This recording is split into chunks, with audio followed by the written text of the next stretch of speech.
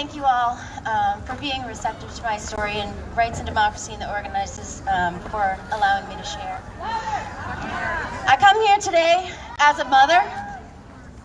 11 years ago, I lost Corey, the father of my two boys, the man I found true love with, to heroin overdose.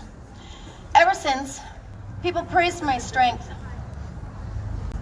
But inside I felt like a fraud, because I wasn't strong. I was just surviving.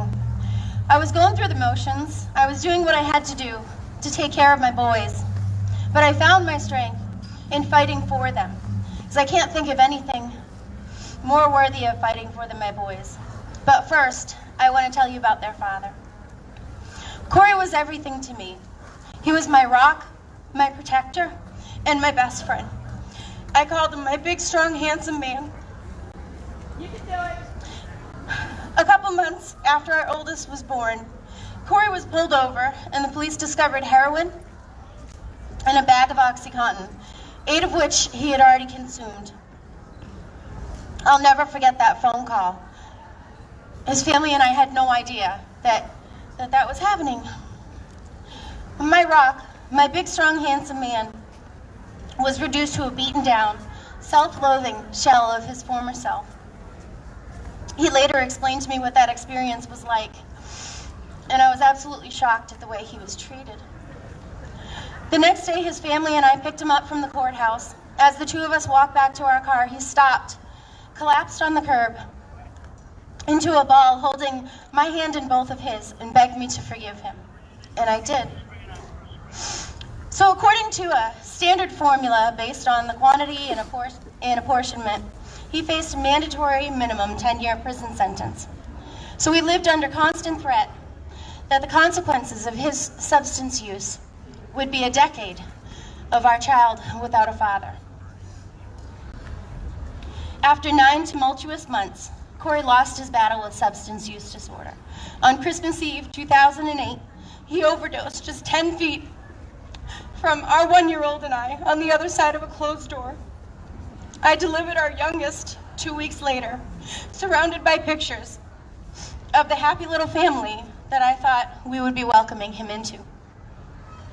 Corey's passing sent a shockwave through our community. You see, he was the kid next door. He was the grandson of a beloved state senator. So the consensus seemed to be that if it could happen to Corey, it could happen to anyone. And that certainly proved true. Over the next few years, I watched much of my high school class just disappear. At some points, it felt like I was attending a funeral wake literally every week. But as I came to realize, it didn't start with Corey, and it certainly didn't end with him either. This war on drugs mentality was doing the opposite of what it was intended to do. Because the tougher we were on drugs, the more of our neighbors, our children, our community we lost. We were condemning the very people we wanted to protect. We talk about a war on drugs, but we fail to realize that this is war on people. The casualties are people like Corey, and the collateral damage are kids like mine, growing up knowing that loss, that grief, that shame. When my youngest was 5, he started making up stories about things he had done with his dad. Because for years I had been telling them all these stories. I wanted to preempt the stigma associated with the way he died. I wanted to show them that he was a good person. I wanted them to know that they were created in love, that he loved them both so unbelievably much. But my youngest hadn't been born until after Corey died, so he wasn't in any of the stories. He wasn't in any happy family pictures. What I realized was that he was, in his young mind, trying to forge some connection to his dad. He was struggling to understand, to make peace with never knowing him. Just last weekend, that little boy turned 11. And as a mother, I can tell you that these inner wounds, this invisible trauma, is often not fully understood by even the best intentioned, most caring and compassionate people around him. But I understand. Over the years, I've had heartbreaking conversations and understood the insights into the effect that this loss has had on my children. This crisis has inflicted trauma on the next generation. The consequences aren't easily measurable, but as mothers and caregivers, we know. These kinds of perspectives, these kinds of insights are the ones we need in the conversation. Those who know intimately the consequences of this war on drugs mentality.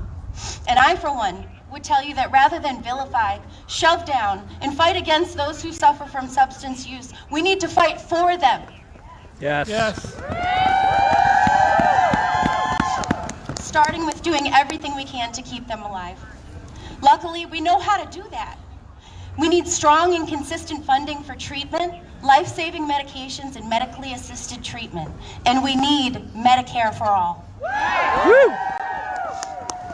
We need to turn this war mentality around. At least end mandatory minimums, in my opinion, decriminalize substance use altogether. Because we need to teach people that substance use disorder is a health issue. And just like any other, we should treat those suffering from it with compassion, not like enemy combatants. Yes. And in any and everything we do to end the overdose crisis, we need the people who are involved to be at the forefront. The people closest to the problem should be the closest to the solution. Period. Thank you. Woo!